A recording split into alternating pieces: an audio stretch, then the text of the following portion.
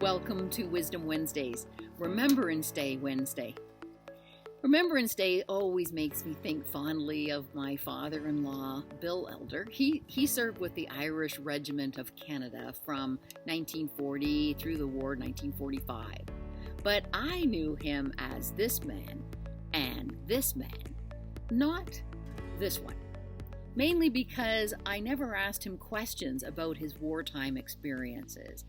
Now I can't because he's gone. I remember thinking at the time that asking Bill about the war might be too difficult for him, that it might, force him to bring back images or memories or regrets. And he was a storyteller at heart, so given he didn't volunteer kind of more personal, intimate experiences about the war, I thought that I shouldn't pry. But I feel differently about this now. Because after his death, I've been able to read some stories about him. Like one was how he was one of 4 officers from his regiment who were asked to guard the royal family while they were on vacation. But as part of that, he was also able to have tea with the King and Queen and Princess Elizabeth. I'd love to hear more about that.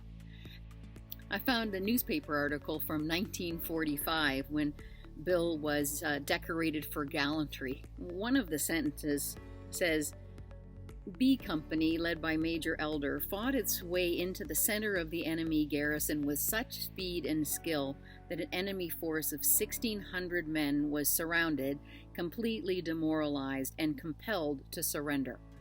I'd love to hear his own account of this.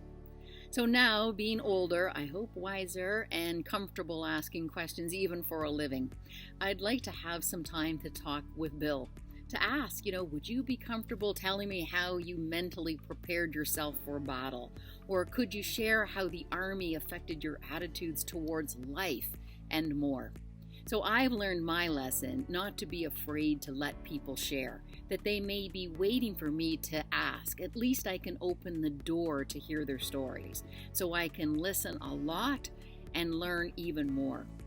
I'll cherish the few stories that I have about Bill and his Army days, even if they're secondhand, and give thanks to the men and women who have kept us safe and kept this country so beautiful, and for their stories that we shall never forget.